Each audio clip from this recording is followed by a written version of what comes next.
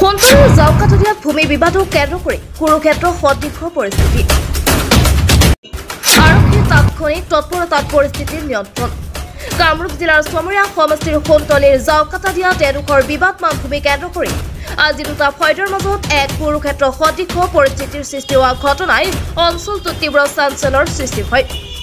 জানিব পৰা মতে চমৰীয়া সমষ্টিৰ তথা চমৰীয়া ৰাজস্ব চক্ৰ কাৰ্যালয়ৰ অন্তৰ্গত জাউকাটা দিয়াত গাঁৱৰ 937 নং ডাগৰ 9 বিঘা 2 কোঠা 12 লেচা ভূমি কেন্দ্ৰ কৰি হমেশ উদ্দিন আৰু আব্দুল কাদেৰৰ পক্ষৰ মাজত দীৰ্ঘদিন ধৰি এক বিবাদ চলি আছিল। উক্ত ভূমি সন্দৰ্ভত উভয় পক্ষৰ গোচৰৰ ভিত্তিত ইতিমধ্যে আইনীভাৱে জব্দৰ নিৰ্দেশ দিয়া আছে। আজি আদালতৰ নিৰ্দেশ অনুসৰি চমৰীয়া ৰাজস্ব চক্ৰৰ লাভমণ্ডল তথা কানুনগো গোলক কলিতা লাভমণ্ডল লক্ষীনন্দন বৰা স্থানীয় গাঁও প্ৰধান কবিৰ উদ্দিন আৰু বৃহৎ সংখ্যক আৰক্ষীসহ দ্বিতীয় পক্ষ কাদেৰ আলীক চমজাই দিয়াৰ উদ্দেশ্যে ভূমিডোখৰত উপস্থিত হয়। তেনে সময়ত প্ৰথম পক্ষ হমেশ উদ্দিনৰ পক্ষৰ পুৰুষ মহিলাই ৰণচণ্ডী ৰূপ ধাৰণ কৰি তীব্ৰ হুলস্থুলীয়া পৰিৱেশ সৃষ্টি কৰাৰ লগতে দ্বিতীয় পক্ষৰ লগত কাজিয়াত লিপ্ত হয়। আইনমতে সিদ্ধান্ত নাথাকি লাভমণ্ডল তথা কানুনগোৰ কাৰ্যত বাধা আৰোপ কৰি শাৰীৰিকভাৱে অপদস্থ কৰে। পিছত উপস্থিত আৰক্ষীয়ে তাৎক্ষণিকভাৱে পৰিস্থিতি নিয়ন্ত্ৰণ কৰিবলৈ সক্ষম হয় যদিও লাভমণ্ডল তথা কানুনগো গোলক কলিতা আৰু লাভমণ্ডল লক্ষীনন্দন বৰা উভতি যাবলৈ বাধ্য হয়। উক্ত কাজিয়াত উভয় পক্ষৰ কেইবাজনো লোক কম বেছি পৰিমাণে আঘাতপ্ৰাপ্ত হয়। মণ্ডলে এসডিসি মণ্ডলক পঠাইছে তাতে মণ্ডলক গুইগুচ মাৰিছে লগত মেটকি আছে ইউনিক কি মাৰা নাই তোৰ মাইকি কেটা ইমান হিৰো নেকি এলে স্যার গলত চাল গৈছে নাই কি আছে গৈছে মোবাইল নিয়ে কি মোবাইল কি মোবাইল আপুনি এফআইআর দিব হা মই এফআইআর টিম তো কথা কথা কি মাৰিছে নাই কি বেয়া বেয়া ভাষাই মাইকি তাই কি বেয়া বেয়া ভাষা খাইছে এই মাইকি তাই মেপখন শুনি দিছে মেপখন শুনি কোনে মাৰিছে তাতে পইচা লৈ গৈ কিনে আমি দেখা পাইছো এটা পরিছে মানুষ কি হ'ব হ'ব এইটো কেছ হ'ব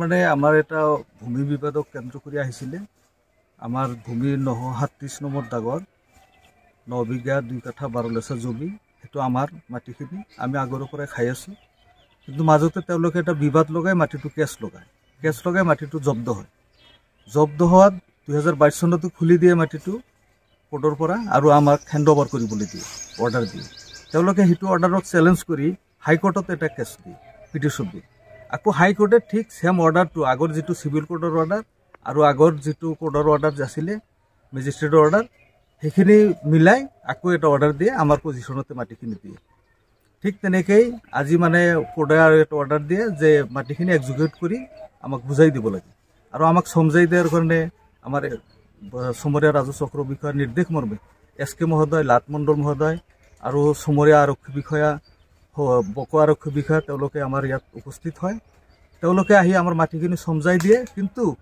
সুমেশ নামৰ যেটো আমাৰ অপোজিট পাৰ্টি তেওঁলোকৰ মানে মহিলাসকলক লৈ আমাৰ ওপৰত আক্ৰমণ কৰে আমাৰ ইতিমধ্যে আমাৰ এসকে সাহেবক আক্ৰমণ কৰে সেইখিনি আপোনালোকৰ কেমেৰাত নিশ্চয় বন্দী আছে সুলেমান আলী তেওঁলোকে আক্ৰমণ কৰে আৰু লিয়াকত আলী আৰু কেইবাজনক তেওঁলোকে আক্ৰমণ কৰে কিন্তু পুলিচে আমাক মাটিখিনি সমজাই দিয়ে আমাক খেতি যাবলৈ অনুমতি দিয়ে আৰু সবৰ আগতে তেওঁলোকে কৈ দিয়ে যে এই মাটিখিনি আজিৰ পৰা এই সেকেন্ড পাৰ্টি অৰ্থাৎ আমাৰ মোৰ নাম আব্দুল কাদেৰ আমাক দি দিয়ে আৰু আমাক সেইখিনি খেতি বাতি কৰিবলৈ খাবলৈ দিয়ে ৰিসেন্টলি যোৱা ৰাতি এই খবৰটো পাই যেটো ৰাস্তাই দি আমি মাটিত নামিব লাগিব সেই তাতে এটা ঘৰ বনাই এটা চালি বনাইছে বেৰা চেৰা দিয়া নাই কিন্তু মাটি কাটি মাটি খান্দি সেই জব্দ মাটি খান্দি চালি বনাইছে আইনৰ বিৰুদ্ধে গৈ মাটি এটাষ্ট হোৱা মাটি তেওঁলোকে খান্দি ঘৰ বনাইছে আৰু সেই বিষয়ে আমি আৰক্ষী বিষয়া বা চক্ৰ বিষয়া মহোদয়ক এপ্লিকেশ্যন দিছো আৰু এইটোৱে ঘটনা এতিয়া কি আহ্বান জনাব এতিয়া মই আইনৰ আশ্ৰয় বিচাৰিছো কাৰণ তেওঁলোক ভেৰি ক্ৰুৱেল মেন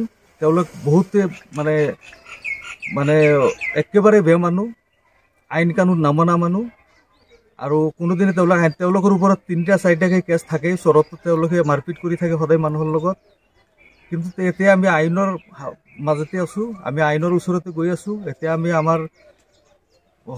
আমাৰ ৰাজস্ব বিষয়া মহোদয়লৈ অনুৰোধ জনাম আৰু আমাৰ কামৰূপ জিলা উপায়ুক্ত মহোদয়লৈ আমাৰ বিনম্ৰ অনুৰোধ থাকিব।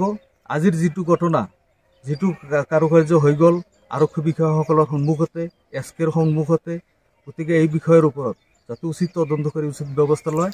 আৰু আমাৰ এই দুখীয়া পৰিয়ালটো, মোৰ সৰু সুৰা যিটো তেওঁলোকৰ ল'ৰা ছোৱালী আছে, তেওঁলোক খুবেই দুখীয়া। তেওঁলোকৰ 6.5 বিঘা মাটি, আমাৰ তাতে 3 বিঘা মাটি। গতিকে এই দুখীয়া মানুহখিনিক যাতে আইনী সাহায্য প্ৰদান কৰে, তাৰ বাবে মই আইনৰ ওচৰত সহায় যাম। বিষয়টো হ'ল আমাৰ দেউতাকহঁত, তেওঁলোক 4 ভাই ককাই আছিলে। ইয়াৰে আমাৰ বৰদেউতা যিজন আছিলে নছিমুদ্দিন আকন, তেওঁৰ নামত 9 বিঘা 2 কাঠা 12 লেচা জমি আছিলে। কিন্তু সেই মাটিখিনি আছিলে আমাৰ দুটা সৰু সুৰাৰ, চোৰাবালি আৰু দিলৱাৰ আকন। এতিয়া চোৰাবালি আকন্দই তেওঁ আগতে মাটিখিনি বিক্ৰী কৰিছে, তেওঁৰ অংশৰ মাটিখিনি, আৰু দিলৱাৰৰ অংশৰ মাটিখিনি আছে। আৰু তেওঁ আৰু চোৰাবৰ পৰা আৰু 1.5 বিঘা মাটি কিনি লৈছে। ইয়াৰ 6.5 বিঘা মাটি হ'ল দিলৱাৰৰ, আৰু 3 বিঘা মাটিয়ে মোৰ দেউতাৰ ওচৰত, কুৰবান আলী আকন্দ মোৰ দেউতাৰ নাম আছিলে, মোৰ দেউতাৰ ওচৰত চোৰাবালিয়ে বিক্ৰী কৰে। আৰু সেইমতে আমি পূৰ্বৰ পৰাই আমি খাই আছোঁ, মাটিখিনি মিলামিছাৰ মাজত খাই আছোঁ। তেওঁলোকে 2001 চনত এটা কেছ কৰিলে চিভিল কোৰ্টত, টাইটল শ্বুট কেছ কৰিলে। 2004 চনত কেছটো শেষ হ'ল। তেওঁলোকৰ কোনো এভিডেন্স কোৰ্টত দিব নোৱাৰিলে, আৰু মাটিখিনি আমাৰ পজিশ্যনত থাকিলে। আমি সেই হিচাপতে খাই আছোঁ।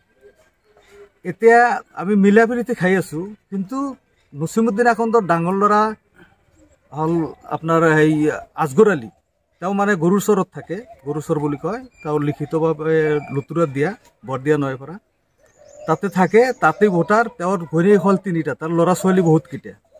সেই মানুহখিনি চৰৰ পৰা 2022 চনত আহি ইয়াত আহি তাৰ আৰু নিজা ভাই ককাই আৰু 6জন থাকে, জাফৰ আলী, এনেকেই 6জন থাকে। তেওঁলোকক লগত লৈ, চোৰাবালিক লগত লৈ আমাৰ এই মাটিখিনি বেদখলৰ এটা চেষ্টা চলায়। 2022 চনত ফেব্ৰুৱাৰী মাহত ৰাতি মানে আমাৰ সৰিয়হ খেতিৰ মাজত এটা চালি উঠায়। তাৰপিছত আমি লগে লগে আৰক্ষী বিষয়াক জনাওঁ, আৰু কাম কাজ বন্ধ ৰাখে। তেনেকৈ মাটিটোত মানে এটা মাৰপিটো কৰে, তেওঁলোকে মোকো মাৰিছিল। মানে সোণতলীৰ পৰা আবুল হাছেমৰ ৰিপৰ্ট, আসাম লোকেল নিউজ।